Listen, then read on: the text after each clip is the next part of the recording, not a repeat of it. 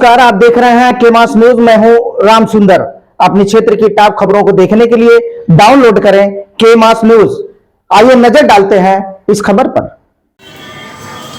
दोस्तों नमस्कार, मैं हूं मंत्री कुमार और आप देख रहे हैं मेरे साथ के मास न्यूज। मैं इस समय मौजूद हूं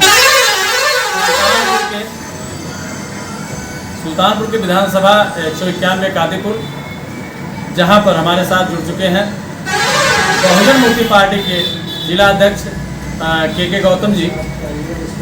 आप अभी हमारे साथ जुड़ चुके हैं। आइए हम जो इसमें राजनीतिक परिवेश जो इसमें भारत के गृह मंत्री अमित शाह के बयानों को लेकर के बाबा साहब पर जो टिकट बयानबाजी हुई है उसको लेकर के जो राजनीतिक घमासान मचा हुआ है उस विषय पर उस बाबा साहब के अपमान को लेकर के जो विभिन्न राजनीतिक पार्टियां अपने अपने जो विरोध प्रदर्शन कर रही हैं उसी की श्रेणी में आप भी हमारे साथ जुड़ चुके हैं। आइए आपसे हम जानने का प्रयास करते हैं कि आखिर ये इस तरीके से बयानबाजी क्यों है। सबसे पहले तो के मास न्यूज में आपका बहुत बहुत स्वागत है। धन्यवाद। आपके चैनल के माध्यम से सभी सुनने वालों को जय भीम, जय मूल्य। ये अध्यक्ष जी ये बताइए, अभी 11 सेकंड का जो एक वीडियो वायरल हुआ संसद में, जो भारत के एक जिम्मेदार पद पर गृह मंत्री जी अमित शाह जी ने जो एक बयान दिया है बाबा साहब के ऊपर, अम्बेडकर अम्बेडकर अम्बेडकर, अगर ये भगवान का नाम लेते तो उनकी 7 पीढ़ियाँ स्वर्ग में चली जाती। इस बयान को लेकर के पूरा राजनीतिक घमासान मचा हुआ है। बहुत सारे जो इंडिया गठबंधन के हैं और भी जो पार्टियां हैं वो उस तरीके से बाबा साहब की विचारों ये जो टिप्पणी इसको लेकर के धरना प्रदर्शन आगे नहीं कर रहे हैं। क्या कहना चाहेंगे आप? ये भी आप एक पार्टी के जिम्मेदार पदाधिकारी क्या कहना चाहते हैं?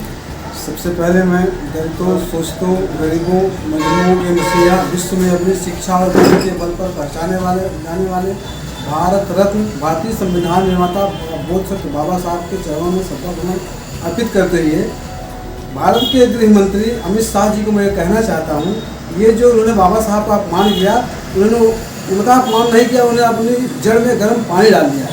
और इससे साबित होता है देश में इनकी सरकार है, जो करोड़ों क्या अरबों लोग इस देश में बाबा साहब के अनुयायी हैं, उनके प्रति घृणा भाव उनके मन में पहले से है, वो बात सामने आ गई। इस बात से एक बात और स्पष्ट होती है, मुझे एक दोहा याद आ रहा है कि मन मैला तन उजला बकुला जैसे रंग, उससे तो कागा भला जिसका दोनों ही एक ही रंग। पता लग गया इनके ये मन के अम्बेडकरवादी है कि मुंह के अम्बेडकरवादी है। नहीं, उन्होंने जैसे पलटवार भी किया है अमित शाह जी ने कि मेरा ये उद्देश्य, मेरा ये आशय नहीं था कहने का, इसको तोड़ मड़ोड़ करके इस तरीके से पेश किया जा रहा है जबकि मेरा आशय नहीं था। ऐसी गलत बात है। ये संसद भवन में कोई लुका छिपी की जगह नहीं है। वहाँ तमाम कैमरे, हाईलाइट के कैमरे, मतलब अच्छे कैमरे लगे होते हैं। वो ये झूठ बोल रहे हैं और अपने आप को बचाने का प्रयास कर रहे हैं।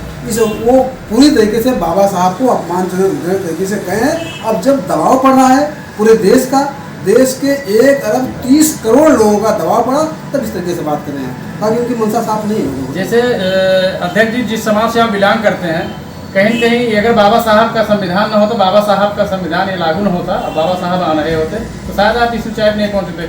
आज उनके चाहने वाले जो उनके फॉलोवर हैं जी, बाबा साहब जो फॉलोवर हैं, जो मानने वाले हैं, कहीं कहीं उनकी भावनाएं आहत हो रही हैं। क्या कहना चाहेंगे इस पर? ये बहुत तकलीफ की बात है। बाबा साहब के देश में ही बाबा साहब का लोग अपमान कर रहे हैं, ये सर से डूबने की बात है। अमित शाह जी बहुत जिम्मेदार व्यक्ति हैं, उनके पास गृह मंत्रालय है। अगर उनमें जरा सी नैतिकता बची है तो लोगों से माफ़ी मांगते हुए उनको अपने पद से इस्तीफा दे देना चाहिए। ये मांग हमारी।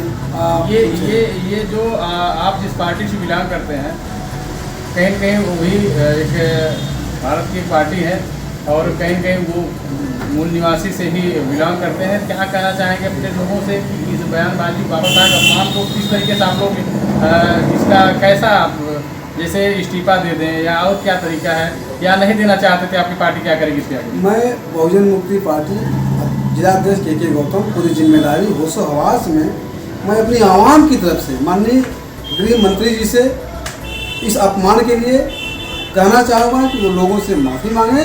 अगर माफ़ी नहीं मांगते हैं, आने वाले भविष्य में हमारा समाज इसका बदला लेने के लिए हर एक संवैधानिक तौर से तैयार है। जो हो रहा है वो सब किया। आज जो इस तरीके से विरोध हो रहे हैं, कांग्रेस लोग और भी अन्य पार्टियां लोग कर रहे हैं, अभी संसद में ये मामला उछल कर आ रहा है कि राहुल गांधी ने संसद में धक्का मुक्की किया, संसद की मर्यादा को लागा। इसको आप क्या कहेंगे इस पर? मुझे कबीरदास का एक दोहा याद आ रहा है, चलते चक्के देख के दिया कबीरा रोए और दो पाटन के बीच में साबुत बचा न कोई। क्या मतलब इसका क्या कहना है? पत्रकार महोदय, आप कांग्रेस की बात कर रहे हैं। कांग्रेस और बीजेपी दोनों एक चक्के के दो पहलू हैं।